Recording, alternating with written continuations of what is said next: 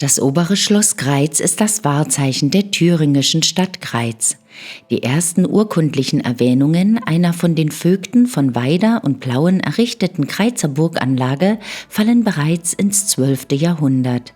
Ein Beleg ist auch die wiederentdeckte Doppelkapelle und deren Datierung 1188. Hallo und herzlich willkommen zu meinem neuen Video. Schön, dass ihr wieder alle mit dabei seid. Heute möchte ich euch gern einmal das obere Schloss in Greiz etwas genauer vorstellen. Es geht hierbei um die Entwicklung vom Land der Vögte zum Fürstentum Reuß älterer Linie. Eine Besonderheit stellt die Doppelkapelle dar, welche auf 1188 datiert ist und wiederentdeckt wurde. Das Schloss ist aus einer Burganlage der Vögte von Weida und Plauen hervorgegangen. Durch einen Blitzschlag am 3. Juni 1540 brannte die Burganlage fast vollständig nieder, wurde aber anschließend schrittweise als Renaissanceschloss neu errichtet. Das repräsentative Torhaus wurde 1733 im Barockstil erbaut und diente hauptsächlich zu Wohnzwecken sowie als Unterkunft der Schlosswache.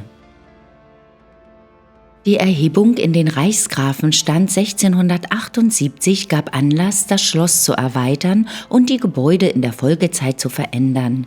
Graf Heinrich XI. Von Obergreiz ließ Mitte des 18. Jahrhunderts die Innenräume aufwendig im Stil des Rokoko überformen.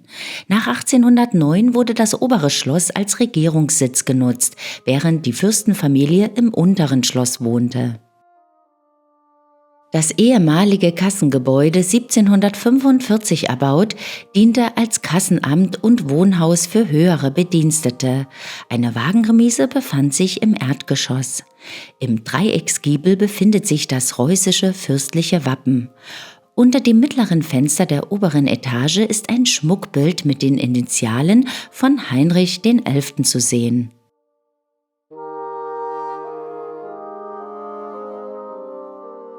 Bis Anfang des 18. Jahrhunderts war das Stelzentor der Haupteingang zum oberen Schloss. Darin befanden sich der Kerker mit Arrestzelle. Überlieferungen zufolge soll der Sohn Heinrichs des Älteren, genannt Stelzner, 1567 der erste Insasse gewesen sein. Ihm wurde vorgeworfen, eine Bauerntochter misshandelt zu haben. Seitdem trägt das Tor seinen Namen. Im Turm befinden sich 3 Kerkerzellen, wovon eine als Hunger- oder Schimmelloch bezeichnet wurde. Diese Bezeichnung geht vermutlich auf den Bauernführer Hans Schimmel zurück, der 2 Jahre ab 1693 hier gefangen war. 1625 wurde anstatt des alten, baufälligen Bergfrieds der Turm neu errichtet. Dabei erhielt er eine Sechseckform sowie eine barocke Turmhaube. Er diente der Beobachtung des Umlandes. Der Bergfried war die letzte Zuflucht der mittelalterlichen Burganlage, welche im Laufe der Jahrhunderte zum oberen Schloss repräsentativ ausgebaut wurde. Das Turmplateau war durch eine Mauer bewehrt sowie durch kleinere Gebäude bebaut. In diesem Gebäudeteil waren die Pferde der Herrschaft untergebracht. Seine erstmalige Erwähnung geht auf das 17. Jahrhundert zurück. Von 1970 bis Ende der 80er Jahre wurde er als Abstellplatz und Kohlenkeller genutzt und war somit dem Verfall preisgegeben. Dieses Gebäude wurde nach 1540 auf die äußere Wehrmauer gebaut. Zu ebener Erde befanden sich die Wirtschaftsräume, wie zum Beispiel das Waschhaus, die Backstube und eine kleine Küche. Darüber befanden sich 2 Gästeetagen mit hofseitigen Galerien. Im August 2005 entdeckte man den alten Schlossbrunnen wieder. Nach Abnahme der erhaltenen Sandsteinplatte, mit der der Brunnen im Jahr 1745 abgedeckt wurde, präsentiert sich der ca. 55 Meter tiefe Brunnen in einem guten Zustand. Der Schlossbrunnen wurde bereits 1701 in einem Aktenstück genannt. Dieses Schriftstück berichtet davon, dass sich in einem zwischen der Küche und Backstube gelegenen Vorgehäuse ein Brunnen befindet, der allerdings schon lange Zeit nicht mehr benutzt worden ist. In dem Gebäude, welches ursprünglich aus mehreren Einzelgebäuden bestand, sind Romanik, Renaissance und Barock vereint. Besonders bemerkenswert sind die am Ostflügel 1933 freigelegten romanischen Rundbogenöffnungen. Sie dienten als Eingang in den mittelalterlichen Palas und stammen aus der Zeit um 1188. Unter Heinrich XI. Reuß älterer Linie wurde der Wohntrakt Mitte des 18. Jahrhunderts zu seinem jetzigen Erscheinungsbild umgebaut. Aus dieser Zeit stammen die in den meisten Räumen erhaltenen hochwertigen Rokoko-Stuckaturen. Das Gebäude beherbergte bis zum Umzug in das nach dem Stadtbrand von 1802 wiedererrichtete Untere Schloss die Wohn- und Repräsentationsräume der Grafen bzw. ab 1778 der Fürsten Reuß älterer Linie. Von Beginn des 19. Jahrhunderts war das Gebäude Sitz der fürstlichen Landesregierung Reuß älterer Linie.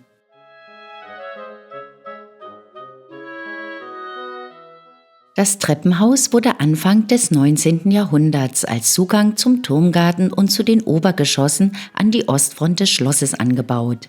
In der Mitte des hofseitigen Schaugiebels ist ein aus Sandstein gehauenes reußisches Wappen aus der Zeit des Grafenstandes mit der Inschrift »Alles mit Gott« angebracht. Die Kassettendecke zeigt in ihrer Bemalung aus den 1930er Jahren die Hauptschlösser der Reußen, das Obere Schloss in Kreiz, das Schloss Osterstein in Gera, die Osterburg in Weida und Schloss Burg bei Schleiz. Als weiteres befinden sich in den einzelnen Kassetten die Wappentiere der Reußen, Löwe und Kranich. Der Mittelbau des Hauses trägt die stattlichen Renaissancegiebel aus der Zeit des Wiederaufbaus nach dem Brand von 1540. In den Folgejahren war der Bau mit herrschaftlichen Räumen belegt. Zeugnisse dafür sind der Jagd- und Renaissancesaal. Aus der Barockisierungsphase Mitte des 18. Jahrhunderts gibt es Hinweise darauf, dass das Haus umgestaltet und mit Amtsstuben und Wohnräumen für Bedienstete belegt wurde.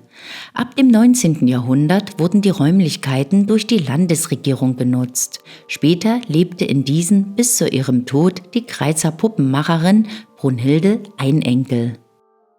Turm und Turmfelsen haben eine Gesamthöhe von 46 Metern. 1625 wurde der heutige Turm auf dem erhaltenen mittelalterlichen Stumpf, dem ca. 6 Meter hohen Backsteinmauerwerk, errichtet. In einem alten Aktenstück ist vermerkt, dass der Turmgarten angelegt wurde. Auf den Felsenkegel wurde erst eine Schmuckanlage aus farbigem Sand geschaffen, später wurde eine Decke Mutterboden aufgetragen und eine mit Hecken eingefasste Rasenfläche angelegt.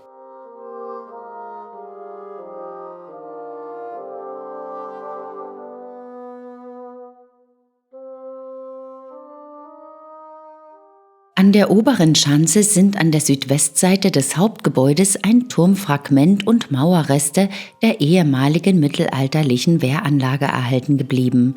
Davor wurde 1933 eine Linde gepflanzt, die den Namen Lutherlinde erhielt. Sie sollte an den 400. Jahrestag der Einführung der Reformation im Reußenland 1533 erinnern.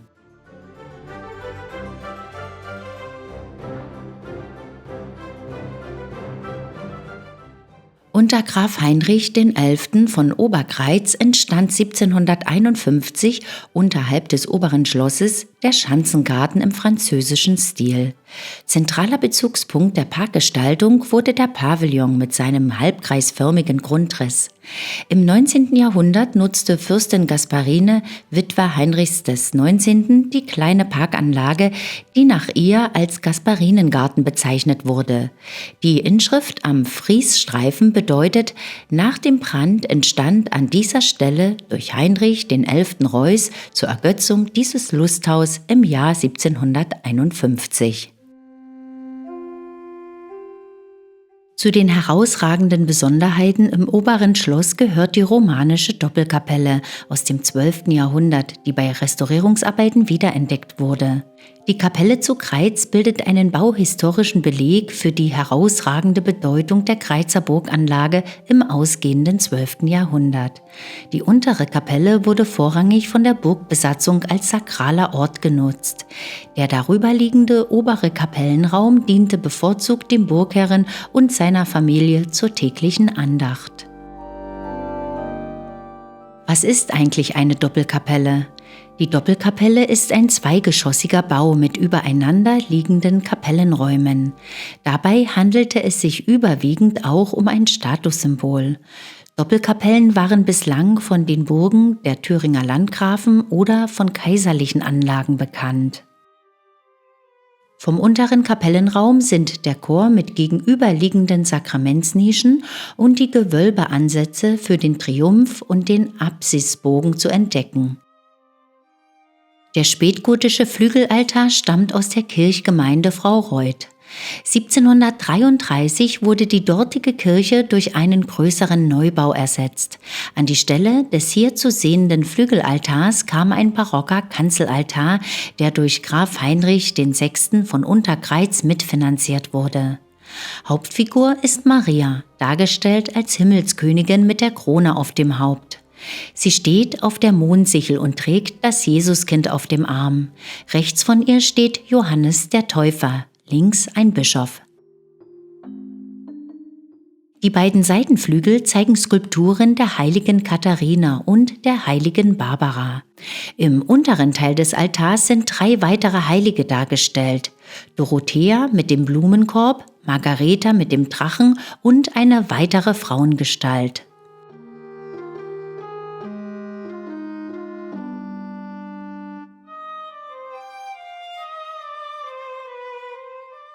Hier sieht man Stuckfragmente des Kapellengewölbes der romanischen Doppelkapelle um 1188. In den unteren und oberen Kapellenraum ist die sogenannte Fürstenloge später eingebaut worden, sodass die Deckenöffnung zwischen beiden Kapellen nicht mehr erkennbar ist.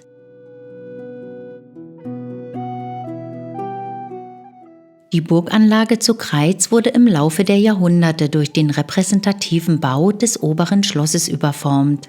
In mehreren Bauphasen wurde das heutige Erscheinungsbild geprägt. Ursprung und Bestandteil des oberen Schlosses ist die mittelalterliche Burganlage. Die bisher als älteste schriftliche Quelle der Ersterwähnung dieser Burganlage bekannte Urkunde stammt aus dem Jahr 1209. In dieser Urkunde bestätigten die Söhne des Vogtes Heinrich von Weida die Schenkungen ihres Vaters an das von ihm gestiftete Kloster Mildenfurt bei Weida und fügten weitere Schenkungen hinzu. Als Zeugen wurden auch 4 Burgmannen aus Kreiz benannt. Hier befindet man sich in einem Raum der ehemaligen Burg, der wahrscheinlich Wohnzwecken diente. Dieser mehrgeschossige Bau mit nahezu quadratischem Grundriss stammt aus der Gründungsphase der Burg. Er verfügte bereits über einen Kamin mit gewölbter Rauchfangschürze. Die in Backstein gesetzten und gekuppelten Schlitzfenster liegen in jeweils einer Nische. Sie gehören zur ersten um 1200 anzusetzenden Bauphase und konnten raumseitig mit einfachen Klappläden verschlossen werden. Seit dem 17. Jahrhundert befanden sich in den oberen Ebenen repräsentative Wohnräume. Seitdem wurde das ehemals zu Wohnzwecken errichtete Sockelgeschoss als Kellerraum genutzt. Der Mauerschlot wurde abgetragen und die Gewölbedecke aus Natursteinen eingebaut. In diesem Bereich der hochmittelalterlichen Burg wurde Backstein als bevorzugtes Baumaterial verwendet, obwohl sich der regional anstehende Schieferstein als Baumaterial anbot. Dies weist auf die repräsentative Wirkung von Palas, Doppelkapelle und Wohnturm hin. Bei dem bauhistorischen Rundgang ist in diesem Bereich der ehemaligen Burganlage das Schalenmauerwerk deutlich sichtbar. Die Außenschalen des hochmittelalterlichen Bauwerkes bestehen aus Backstein. Eine Akte aus den Beständen des Thüringischen Staatsarchivs vom Jahr 1732 berichtet über erste Versuche, auf dem oberen Schloss einen verborgenen Schatz zu bergen. Um 1720 traf demnach in Kreiz ein geheimnisvoller Fremder aus Wildenfels bei Zwickau ein, welcher vorgab, mit Hilfe einer Wünschelrute Schätze ausfindig machen zu können.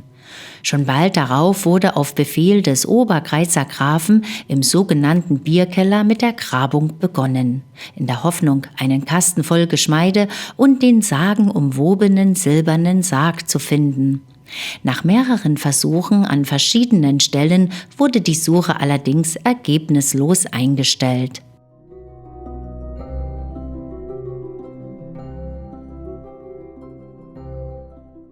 Dieser als Wohnbereich genutzte Bau wurde um 1329, also ca. 130 Jahre nach dem Palas und der Doppelkapelle errichtet. Der Grundriss war nahezu quadratisch angelegt. Im Rahmen der Bausanierung wurde ein Kamin mit Mauerschornstein in einer Gebäudeecke nachgewiesen. Bemerkenswert ist auch hier das Backsteinmauerwerk mit einer inneren und äußeren Mauerschale. Die Wandöffnungen der Fensterleibungen sind mit einfachen, spitz zulaufenden Bögen übermauert. Den oberen Raumabschluss bildete eine flache Balkendecke aus Eichenholz von einer Winterfällung im Jahr 1320. Am oberen Schloss Kreiz fanden in den Jahren 2005 und 2006 archäologische Ausgrabungen im Turmgarten, im Inneren des Schlossturmes und in einem Kellerraum des oberen Schlosses durch das Thüringische Landratsamt für Denkmalpflege und Archäologie statt. Ausgestellt sind hier die Funde dieser archäologischen Grabungen. Der heutige Kellerraum, der Ausstellungsbereich Geologie, ist das ehemalige Erdgeschoss. Das Gewölbe, das auch aus Backsteinen errichtet wurde, datiert jedoch erst in die Zeit des 18. Jahrhunderts. Es kann durchaus sein, dass bis zu diesem Zeitpunkt auch die mittelalterlichen Deckenkonstruktionen in diesem Gebäudeteil erhalten waren.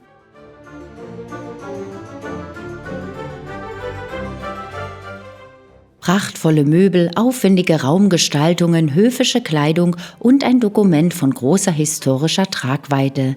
Die Urkunde zur Erhebung des Hauses Reuß älterer Linie in den erblichen Reichsfürstenstand im Jahr 1778 entführen den Besucher in die Zeit Heinrichs XI.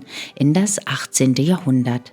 Seit dieser Zeit bis zum Jahr 1918 war Kreiz die Residenzstadt des Fürstenhauses Reuß älterer Linie.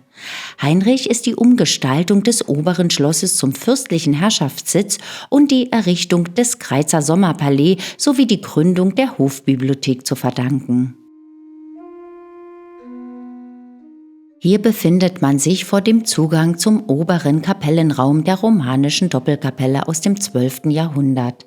Von diesem ist ein Teil der bauzeitlichen Ausstattung erhalten. Es handelt sich um ein einfaches Stufenportal mit eingestellter Dreiviertelsäule und Tympanon mit Halbfigurenrelief, welches Jesus als Weltenrichter darstellt, um dem romanischen Stuck als Fragment einer Darstellung des Christus in einem heiligen Raum. Der Stammsitz der Vögte und Herren Reußen von Plauen zu Kreiz war das heutige obere Schloss. Mit der Einführung der Reformation übernahmen die Landesherren die Aufsicht über die Kirchen und führten damit auch die Kirchenvisitationen durch. 1532 wurden die Herren von Gera und die Herren Reußen von Plauen zu Kreiz für ihren ablehnenden Standpunkt gegenüber religiösen Veränderungen von Kaiser Karl V. besonders gelobt. Im gleichen Jahr wurde im Nürnberger Religionsfrieden eine zeitlich begrenzte Rechts- und Friedensgarantie zwischen den protestantischen Reichsständen und dem Kaiser vereinbart. In der Herrschaft Reuß-Kreiz begegnete Heinrich VIII. Den reformatorischen Bestrebungen immer ablehnend und widersetzte sich diplomatisch. Dann 1533 erschien Heinrich VIII. Mit seinem ältesten Sohn Heinrich XIV. Vor den Visitatoren und willigte schließlich in die kursächsischen Bestrebungen ein. Doch beschäftigte Heinrich VIII. An seinem Hof weiterhin einen Franziskanermönch und blieb somit bis zum Tod seinem traditionellen Religionsverständnis treu. Sein ältester Sohn, Heinrich XIV., Stammvater der Herrenreuß älterer Linie, wurde 1534 wegen des Mönchs vom sächsischen Kurfürst ermahnt. Ostern 1536 empfing er das Abendmahl in reformatorischer Form und dokumentierte somit seinen Übertritt. Dies hatte für die Herrenreuß im Jahre 1547 weitreichende Konsequenzen, welche bis zur kaiserlichen Reichsacht und zum Verlust der Herrschaft Greiz führten. Sein Lehensgeber, der sächsische Kurfürst Johann Friedrich der Großmütige, honorierte dies mit der Aussicht auf die Herrschaften Gera, deren Linie aber später ohne Nachkommen im Mannesstamm versiegte.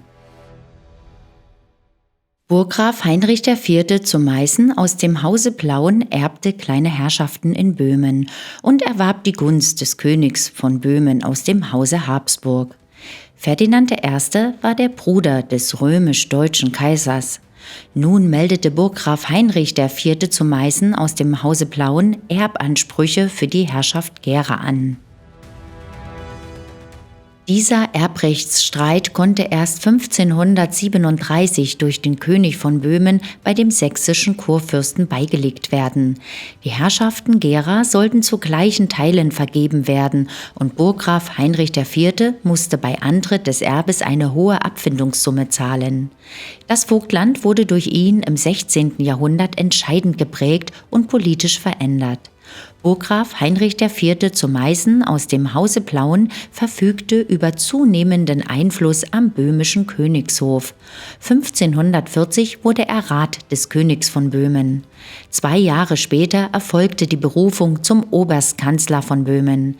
Dieses wichtige politische Amt sicherte ihm dauerhaften Einfluss und bildete die Grundlage für spätere weitreichende Reformen im Vogtland. Am 7. August 1649 wurde Heinrich VI. Auf dem oberen Schloss zu Greiz geboren. Sein Vater Heinrich der Ältere war Inhaber der Herrschaft Obergreiz und hatte die Stellung eines kaiserlichen Rates. Heinrich VI. War der älteste Sohn von 11 Kindern. Das Osmanische Reich richtete in dieser Zeit zunehmend seine Expansionsbemühungen gegen das christlich geprägte Mitteleuropa. Die osmanischen Einbrüche galten neben Ungarn und den angrenzenden Staaten vor allem Wien. Wien war seit Jahrhunderten Residenzstadt der Habsburger als römisch-deutscher Kaiser und dadurch das politische Zentrum des Heiligen Römischen Reiches. Erstmals wurde Wien im Spätsommer 1529 einen Monat durch die osmanischen Truppen belagert. Entscheidend für den Fortbestand des christlich geprägten Mitteleuropas in den alten Strukturen sollte letztlich der sogenannte Große Türkenkrieg sein. Im Sommer 1697 rückte das osmanische Heer erneut auf ungarisches Gebiet vor. Am 11. September entbrannte die Schlacht bei Zenta. Durch einen Überraschungsangriff wurde den osmanischen Truppen eine vernichtende Niederlage bereitet. In der Schlacht von Zenta zeichnete sich Graf Heinrich VI. Reuß Obergreiz als Befehlshaber des sächsischen Kontingente aus und wurde verwundet. 3 Kugeln durchlöcherten seine Uniform. Die nächste Kugel traf seinen Arm, dann zerschmetterte eine Kugel seinen linken Oberschenkel lebensgefährlich. Während seines 5-wöchigen Todeskampfes ernannte ihn August der Starke zum sächsischen Generalfeldmarschall. Heinrich VI. Erlag am 21. Oktober 1697 in Ungarn seinen Verletzungen. Der Sieg bei Zenta hatte den osmanischen Eroberungsdrang gebrochen. Im November 1698 begannen die Friedensverhandlungen in Karlowitz mit der Bedingung osmanischer Gebietsabtritte. So erhielten die Habsburger ganz Ungarn mit 7 Bürgen. Mit diesem wunderschönen Hintergrund möchte ich mich dann ganz herzlich von euch verabschieden. Ihr habt viel Spannendes über das obere Schloss in Greiz erfahren. Hat euch dieses Video gefallen, dann würde ich mich wieder sehr über einen Daumen hoch freuen. Und wollt ihr nie wieder ein wunderschönes Schlösser- und Burgenvideo verpassen, dann abonniert am besten gleich den Kanal. Ich sag dann schon einmal Tschüss und auf Wiedersehen. Bis zum nächsten Mal. Tschüss!